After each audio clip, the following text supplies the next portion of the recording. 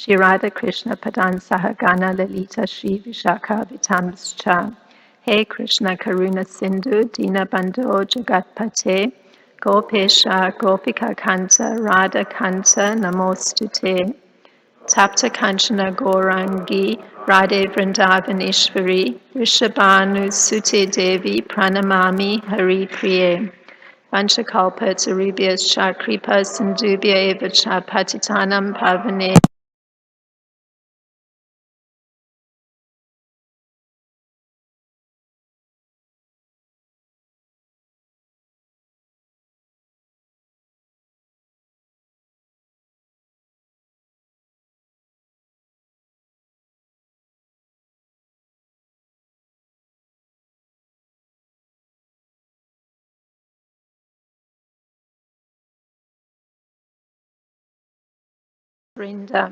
Hare Krishna, Krishna Krishna, Hare Hare, Hare Rama, Rama Rama, Hare Hare.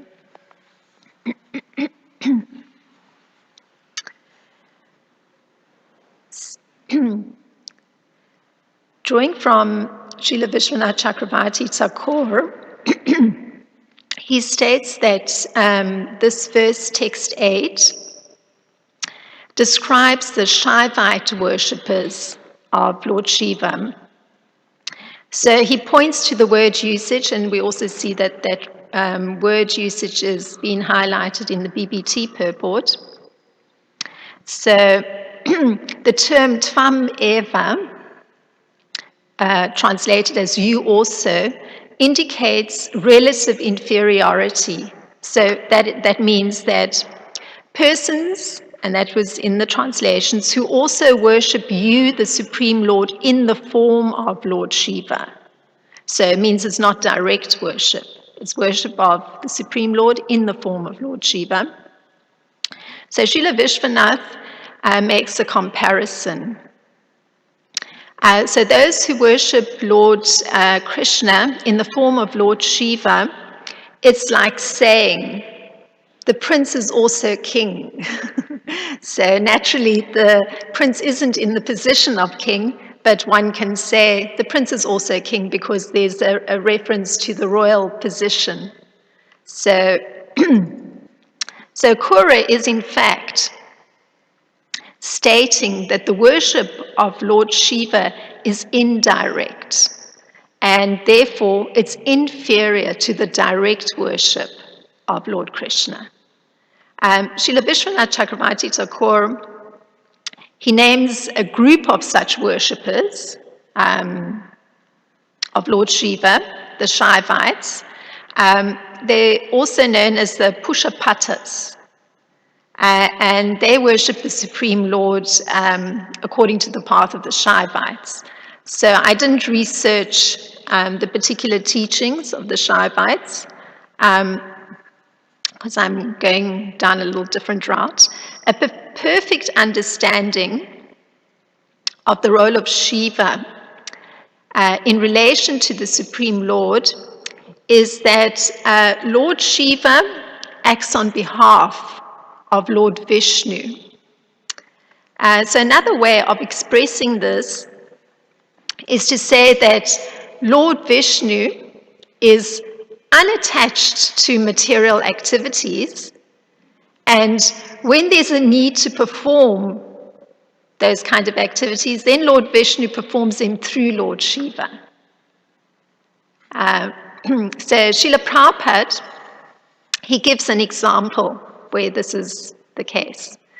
So the Mahatattva, the cause of the whole cosmic manifestation, with the three ways of being, the three modes of material nature, called Brahman, is impregnated by Lord Vishnu with the seeds of the living entities. So I'm reading the translation of the verse from Bhagavad Gita that states this: the total material substance called Brahman is the source of birth, and it is that Brahman that I impregnate, making possible the birth of all living beings, O son of Bharata. So that's Bhagavad Gita 14.3, Krishna speaking. So he's directly stating that. Now, Srila Prabhupada, as a worshipper of Lord Krishna, he says that as the father of all living entities, aham bija pradapita, which comes in the next verse, that's the words used by Krishna, it refers to the actions performed by Lord Vishnu through Lord Shiva. So one wouldn't know that if it were not for Srila Prabhupada explaining that. So it's a very subtle understanding. Lord Vishnu performing certain actions through Lord Shiva. So that impregnation of the living entities is actually through Lord Shiva. So for this reason, Lord Shiva can be worshipped on the level of Lord Vishnu, actually. So despite the fact that, there's this distinction being made of what his position is, he could be worshipped on the level of Lord Vishnu. But this is if one has the proper understanding. So the perfect understanding of Lord Shiva, there's a situation described where the demigods take shelter of Lord Shiva. So the description is, and this is quoting from the Bhagavatam, the particular situation, describing the situation, when that uncontrollable poison was forcefully spreading up and down in all directions, all the demigods, along with the Lord himself, approached Lord Shiva, Sadashiva. So, feeling unsheltered and very much afraid, they sought shelter of him. So, and here is the Lord also approaching Lord Shiva. So it's like a reversal of roles. So the demigods go on to say to Lord Shiva, and listen to the words, and this is just highlighting this thing when persons are operating with the correct understanding, but hear what they say. So, meaning that when one has the proper understanding, one could actually worship Lord Shiva on the level of Lord Vishnu. So here's what the demigods say.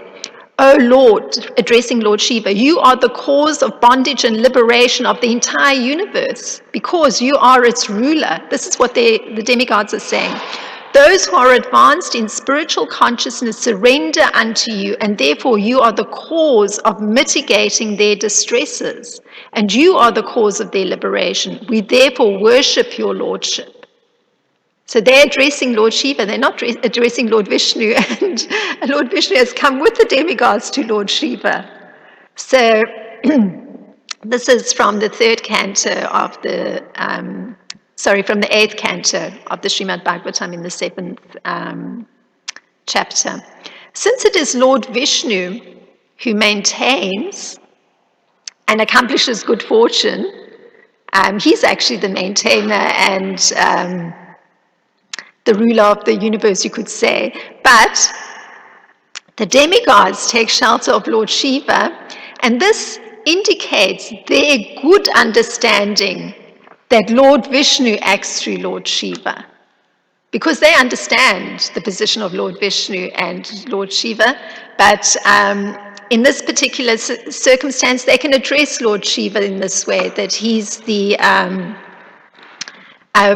person who bestows good fortune on everyone, meaning the cause of bondage and liberation of the entire universe. So this seeks into this next statement of Akura in text 9. Akura in text 9, he says, but all these people, my Lord, even those who have turned their attention away from you and are worshipping other deities, are actually worshipping you alone, O embodiment of all the demigods. So the BBT purport states, even those who are worshipping the demigods are indirectly worshipping the Supreme Lord Vishnu.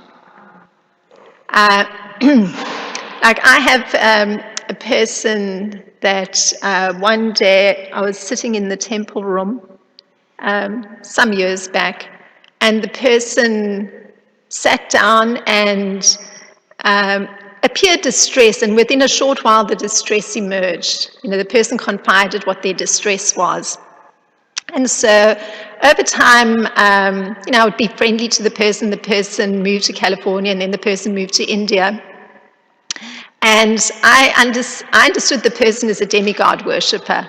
And I wasn't going to disturb the person in any way, because the person is very devout, follows all the regulations of when to fast, and gets advice from the mother-in-law of when the fasts need to be broken, everything. So I thought, I cannot disturb this person. But the only thing I've been doing for 3 years is sending pictures to the person of the deities. Once a week, the person gets pictures of the deities. So there's an understanding that there has to be a connection with the Supreme Lord. So I'm not disturbing the person's worship, but drawing attention also to the Supreme Lord. And the person is, very respectful, and, takes at least sees it as a great good fortune to have darshan of the deities, so of Lord Krishna. So it's my small way to at least allow the person to still keep in mind that Lord Krishna is there, not merely the particular demigods that she's worshipping. So Srila Vishwanath Chakravarti Thakur, he describes a conversation that happens between Akrura and Krishna on this topic of worship of other deities. And particularly the point that's going to come through the conversation that Srila Vishwanath Chakravarti Thakur highlights is how Akrura is praying. So he has the conversation here. So this is Srila Vishwanath Chakravarti Thakur. Akrura prays, all of these worshippers, the yogis, the karmis, and Shaivites, whose characteristics have been thus described, actually are worshipping you. So this is Akrura. Krishna replies, so this is Srila Vishwanath Chakravarti Thakur. There's a conversation between Krishna and Akrura. Krishna replies, how is this?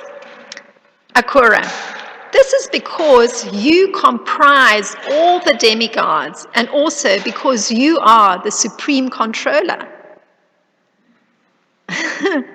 And Krishna says, but when asked, they will say that they are worshipping Shiva, Surya, Ganesh, and so on.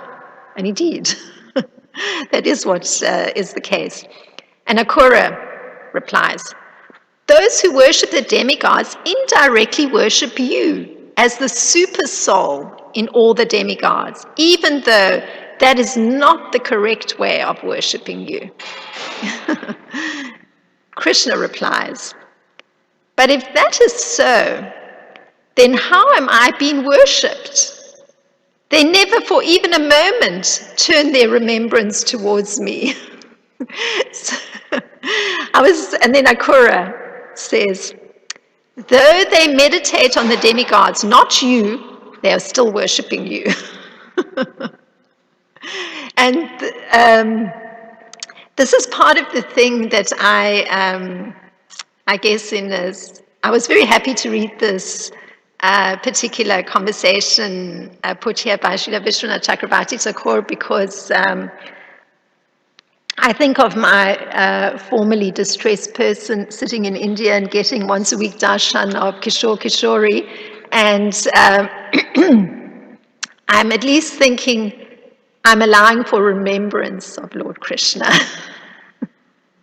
So, I was very happy to read Akrura and Krishna's conversation. Now, emerging from this understanding of Akrura is the understanding that actually he's in full consciousness of Krishna. Means he never gets deviated from the path of entirely understanding Krishna. He completely understands Krishna. And Krishna explains this, and this is where I'm drawing this understanding from. Krishna explains in Bhagavad Gita in 7:30, he says, those in full consciousness of me who know me, the Supreme Lord, to be the governing principle of the material manifestation of the demigods and of all the methods of sacrifice, can understand and know me as the Supreme Personality of Godhead, even at the time of death. And that verse is Sadibhuta Daivam Mam Sadiyagnam chaye vide, prayana kale pichamam, te, and then my computer's changed something. Sorry, don't know that word. Yukta chetasaha. So the reason Akura doesn't deviate from the path of entirely understanding Krishna is because he has that transcendental association via his Krishna consciousness. And Shriman Swami mentioned that yesterday near the end of the class in response to a particular question, or perhaps it was the day before, that just reading his prayers, you understand the transcendental position of Akura. So he's able to understand how the Supreme Lord is the governing principle of the demigods and the material manifestation. So he understands perfectly. That's why he's able to actually express very clearly his very compassionate view on all the demigod worshippers. So Lord Krishna's question to Akura, as shown by Srila Vishwanath Chakravarti Thakur, is interesting, where Krishna says, how am I being worshipped? That's a very interesting question because, one confronts many, many, many, many demigod worshippers. And particularly when I was in New Jersey, many of the persons that would come to the ISKCON temple would be Lord Shiva worshippers. Many. I don't know, maybe that was because of the demographic of the community there, I don't know. So Krishna's asking that question, how am I being worshipped by such a person? So they never for a moment turn their remembrance towards me. So Krishna gives his understanding of the problem that they're not actually remembering Krishna in their worship of the particular personality, be it Surya or Ganesh or Durga, Lord Shiva. And he says that those who surrender to demigods have had their intelligence stolen by material desires. And one understands this very, very easily because if one speaks to a demigod worshipper coming to the temple, as I have with this particular person, one hears that there's a purpose, maybe not always explicitly stated, but a purpose for undertaking the particular rules that are there in demigod worships, just as Akura is drawing attention to the fact that the Shaivites have their particular rules. So when I've probed a little bit, I understand that the person is very concerned with good health and good income. So that's the reason for the worship. It's material desires. And in fact, it's so interesting because some difficulties came into this person's life even after the original difficulty that was expressed to me in the temple room. And the difficulty was that a child was born and the husband developed cancer. So a very young couple. So there was complete confusion. And what all her family members said to her was, but you do so much praying and so much austerity. They didn't use the word austerity, but you're always fasting, because that's her major austerity, fasting. Why is it that this is happening to you? You can see that praying doesn't really work. This was their proof, because clearly they don't have the same faith she does. So this was a natural question on the part of everybody. If you are performing that particular, following that particular rule in the worship of the demigod that you're worshipping, I think in her case it's Durga, then why is it that actually you're going through some suffering? Because surely your austerity should have circumvented that suffering. And indeed, that would seem logical, because the rules and regulations are supposed to following them brings health and wealth. Those are the material desires that need fulfillment. So Srila Prabhupada puts it this way. He actually is, Srila Prabhupada's a very direct speaker. We always hear this. Last night we were listening to Chandramouli Swami telling many stories of Srila Prabhupada, and always it would be something very direct, a very clean, direct statement. So he says, less intelligent people have lost their spiritual sense and take shelter of demigods for immediate fulfillment of material desires. So that's a very interesting thing because, and this is from Bhagavad Gita 7:22, the reason that they consider to have lost their spiritual senses is that one cannot obtain a result from a demigod without getting sanction from the Supreme Lord. That's actually how it works. So to merely focus on the immediate great personality but not acknowledge that they have a subservience to the Supreme Lord is not having the full picture. Just like in this case, the family of this particular person didn't have the full picture, and neither does she, to some degree, have that understanding. So the reason they've considered to, so by following the rules and regulations of worship, they're actually completely satisfied. And this is the case with the Shaivites that are mentioned here. Since the path of religion, it entails making progress on the path of spiritual advancement. That's actually the path of religion. So that one can ultimately revive an eternal relationship with Lord Vishnu or Lord Krishna. And this can be in the form of his impersonal effulgence, it can be in the form of his localized Paramatma, or it can be ultimately in that personal feature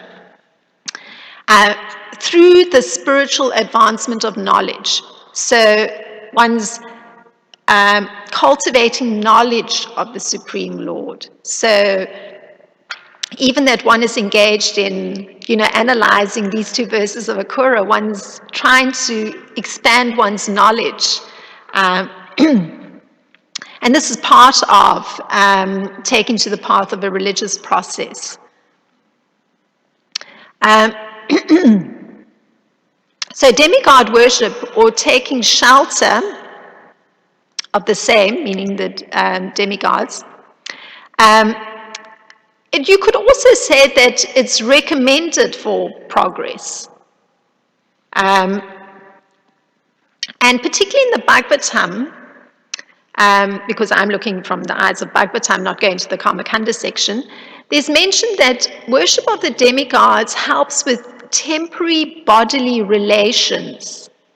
So for instance, and this is obviously addressing nobility, if one wants to advance a dynasty, then actually worship of demigods is a good thing. This is in the Srimad Bhagavatam. Or if one wants to protect one's hereditary. And that comes in the second canto, in the second chapter. So of course, only somebody who's not a devotee of the Lord would think that the demigods are better than the Supreme Lord for certain purposes. Because that's the misconception there, that you actually think that personality is going to do better than the Supreme Lord. So you're not a devotee if you're thinking like that. So, but it is a permissible thing to look for the protection of a demigod in these particular circumstances, according to the Srimad Bhagavatam. The protection of hereditary and the advancement of a dynasty. Now, the recommendation, of course, is that if one has material desires, which everyone has as a human being, or even if one has no material desires, that one has actually come to that point, or even if one wants to get freed, liberated from all the suffering that's clearly present and that's part of the human condition, one should, by all means, worship the Supreme Personality of Godhead. That's the Srimad Bhagavatam's message. And this is the position of somebody who's got, whose intelligence is broader So it's not merely caught up in looking for that immediate, the security of the wealth coming or the security of good health. One's expanded one's view to think, oh, actually, one ultimately wants to go to the very source of everything. One actually wants to even personally get to know that supreme being. So it's very much broadening one's intelligence. And this verse is in Srimad Bhagavatam in the second canto, the third chapter, the 10th verse. Akama sava kamo va, moksha kamo daradi, tivrena bhakti yogena, yajate purusham param. So that's the recommendation of Bhagavatam. And the reason this is the recommendation in the Bhagavatam is because it's the natural function of a living being to serve the Supreme. It's a natural function. And the reason it's natural is because the living being is actually that spiritual entity dwelling within. So it's the external body that has the demands, the material demands, that then one might think one has to attend to that. But actually, one has to attend to the actual being that one is, the spiritual being. And that spiritual being has the same composition as the Supreme Lord. The connection has to be made on that transcendental level. So if one comes to one's actual position of having that understanding, then one has to switch the desire. The desire is not anymore to just look at the things pertaining to the comfort of the body, but actually one tries to think what can actually, it is such an expansion of intelligence to then think, how can one actually go beyond one's own needs, but actually look to the satisfaction of the Supreme Lord. It's such a huge leap, but it's the leap that's recommended by the Srimad Bhagavatam, yes. So I'm ending there because that's as far as my thinking could go on these two verses, and we had a big event last night that otherwise I might have explored even further, but I hope this has at least communicated what is the main understanding of these two texts. If there's anything to expand the discussion, please go ahead.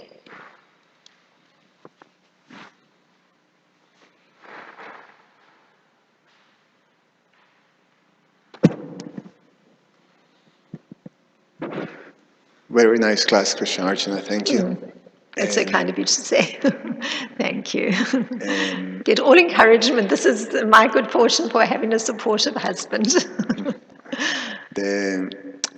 I'm wondering how you solve or how you approach the lady after the family is saying, questioning her, and it becoming clear that there is this confusion, as you express it, that after all her worship, the result was contrary to what she was expecting. It was very delicate because I understood that this was a very stubborn person, because I considered the personality of the person. And I understood that every time I tried to introduce some thought that was not part of her rules, regulations in demigod worship, there was resistance. So I knew that it was not possible to, intrude in that. But what I did was I just drew from Bhagavad Gita some simple things that would be very non-threatening. So I just told her, Krishna says that all suffering, it's like winter and summer seasons, it comes and goes. So, this is a temporary thing. This is Krishna's speaking. It's a temporary thing. So I didn't address, the fundamental lack of understanding that there's the proper thing would be to be taking shelter of the Supreme Lord, and that any difficulty that's coming one's way is actually a means for greater elevation, spiritual elevation. That would have been, the person's intelligence doesn't allow for it, and the extreme resistance. So I thought I merely said some things from Bhagavad Gita, so at least she's aware of Bhagavad Gita, and I sent her the Bhagavad Gita, and she gifted it to somebody else. So she didn't hold on to it. So the person is truly a tough nut to crack, but I'm patiently sending the remembrance of Lord Krishna Darshan every week. It's all I can do. After all the time of being dealing with this person, have you seen some change on her? The person is very respectful of actually getting that darshan. Like a note is written almost every time of great gratitude for getting it. And then I understand the person is actually touched by continuously getting darshan of the Lord. And it's been like continuous. I haven't missed a single week in 2-3 years through the COVID, everything, her travels to different places. So yes, the heart has got softened. So there'll be a time, and I mean, sometimes I've included just a little bit on deity worship. The rules and regulations connected to deity worship, because obviously the person's very connected to rules. So then I've included a little section on how you look at the deity and how you deal with the deity. Because I thought if the person follows rules and regulations, the person will understand. There's also rules and regulations for worshipping Lord Krishna. That's as far as I go, because truly the person is very stubborn. I can see complete resistance. And you have to respect that persons have their path of worship. So it's not my job to, destroy that, but I can at least make the connection correct, that it still can be integrated and beneficial to the person. So that's as far as I've gone. It would have been nice if it could have been more dramatic. Hare Krishna Mataji, thank you for the wonderful class. My question is that in the 8th canto, when they are doing the churning of the milk ocean, and then there is the halahal, the poison, the Lord himself tells the demigods and the demons that, oh, let us go to Lord Shiva, and then they make prayers. So this kind of action, like the Lord knows what is the position of Lord Shiva, but this kind of action creates a doubt in the minds of the readers or those who are worshippers of Lord Shiva. They say that, see, Lord Vishnu also went to Lord Shiva. So it means Lord Shiva is the supreme. So then why does the Lord do that? Because it creates so much doubt, contradiction. So yeah, the explanation that's given in the Bhagavatam is that Lord Vishnu understands that Lord Shiva is capable of taking care of the difficulty. And so it's a particular material kind of activity. So he permits Lord Shiva to do that. And the demigods understand Lord Shiva's position in relation to Lord Vishnu. So it's permitting him to perform a particular service, which he does so beautifully and extraordinarily, and and it's something that his followers can revere him further for. So yeah,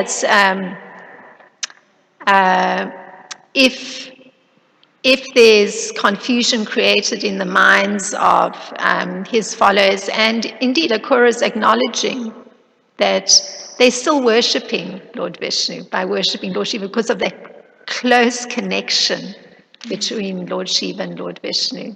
So of course it's so indirect, and a very advanced personality is understanding from that perspective. But indeed a regular person may not have that perspective at all. But there's the intimate connection. There's no denying it.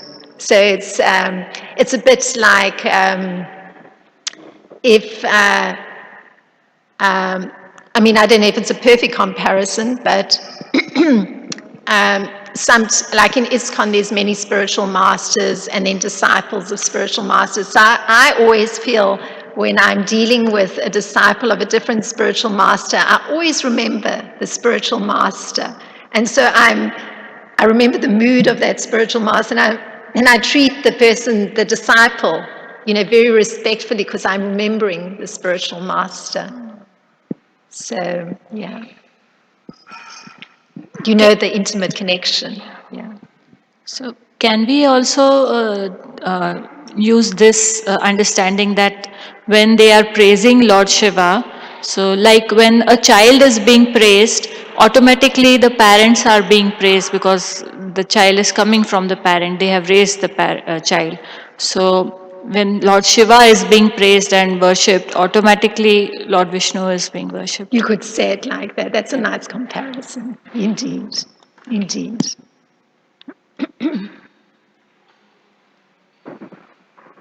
Thank you, Mataji. Hare Krishna. My understanding is that I think Lord is doer of everything. He can do everything he can. It's not that it's impossible for him not to drink all the poison. But he wanted to give credit to Lord Shiva. So before he does that, what he's doing, he's trying to glorify Lord Shiva. And then the work has been done by Lord Shiva. So what we have to understand from this episode is that every time we want to do something, we try to give it to other devotees. First, you have to glorify those devotees, and then give them a credit, let them do the job. So that should be understanding. Because Lord can do it, it's not that impossible for him, but he just wanted to give a credit to Lord Shiva. So that in the Bhagavatam, that episode is come, and where everybody is glorifying Lord Shiva, including all the demigods, including the Lord himself. So that is the understanding we should have it. But the people, normal people, they are trying to see, they are pointing that, okay, see, even the same thing when in Rameshwar, Lord Ramchandra is worshipping Lord Shiva before he went to Lanka to kill Ravan. People think that, look at, see, Lord Ramchandra himself is worshipping Lord Shiva. But that is not our understanding. He always wanted to glorify his devotees. Same thing like Arjuna, it's a nimitta matram. He is doing everything, but just he wants to glorify his devotees so that people can remember his devotees also. So, Hare Krishna. Yes, that's the sweetness of the Lord.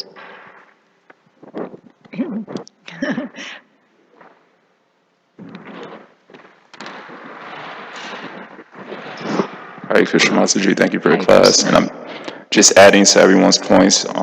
Very appreciate everyone's points. And Prabhupada says essentially in one lecture that basically everything is demigod worship. When we glorify anybody, it's ultimately coming from the Lord. So one day Take off the mask. One day Prabhupada was talking to a group of scientists. And he told one scientist, he said, you are a scientist and you have a good brain, but you cannot manufacture the brain. But who has manufactured your brain? So Prabhupada finally says, we are glorifying the brain of the scientist, but we are not glorifying the scientist who has made the brain of the scientist. So Prabhupada was essentially saying, if we cannot create the brain, then how can we take credit for anything created by the brain? And my question was related to a particular verse, but I think Sunil Madhava asked it, but I'll ask it anyway. Maybe you could expand on it. There's a famous verse from the 11th canto that Prabhupada will always quote, that basically when we serve Krishna, we have no obligations toward anyone else. Devarshi Bhutata Ninam Pitrinam Nakinkano Nayam Reading Chaurajan Savratmanam Sharanam Shanayam Gato Mukunda Parihitarkatam. I don't remember which verse it is, but it's in the 11th canto. It says, if one worships Krishna, then one has no obligations towards the devas, the rishis, the demigods, etc. So my question is that sometimes this verse can be used as an excuse not to show gratitude towards devotees. Those who are meaningful in our lives, those who have helped us develop our Krishna consciousness. But we see that when Durvasa Muni offended Ambarish, he went to demigod worship, then he went to Lord Vishnu, the supreme worship. But Lord Vishnu says, I cannot help it, you have to go to Ambarish Maharaj. So my question is, can we be relieved of our offenses by only going to Lord Vishnu? And it seems like that's not necessarily the case, but maybe you could expand on it. Oh, that's an interesting looking at from a different angle of wrongdoing or offense. Yes, in the realm of devotional life, where persons are directly worshipping Lord Krishna and trying to, taken to the path of Bhakti Yoga, where there's that development or cultivation of devotion on a very personal level to the Supreme Lord, then the other persons around one that are also engaged in that process, one has to deal with in a very personal way. So the very personal way of dealing with those around us that are also practicing Bhakti Yoga, also cultivating that very personal devotion to the Supreme Lord, is to actually, if one commits an offense, is to actually personally acknowledge that to the individual in question, because it's a very personal process. So there's no way that one can go past an offense and ignore it and ignore the devotee to whom the offense was made. It's the only amelioration is very personally apologizing and very personally making amends. And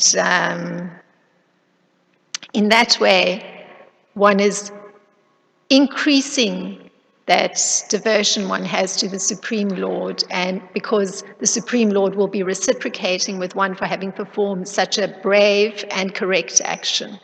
Because it is a brave action to acknowledge fault in oneself or some wrong committed to another devotee. It's the one class of dealing with what Lord Shiva has actually created in this world is self-deception. So the tendency to go the route of self-deception and practice denial, is very common. And even in material culture, in psychological theories, there's a lot of emphasis on persons breaking denial. So it's not the path to go. The path to go is the one of self-examination and careful reflection and kindness to oneself, because one understands it's part of the human condition to make mistakes. But then if it's been in relation to another devotee particularly, the honorable, correct, devotional action is to personally go to that individual. So thank you very much for your kind attendance. Srila Prabhupada ki jai.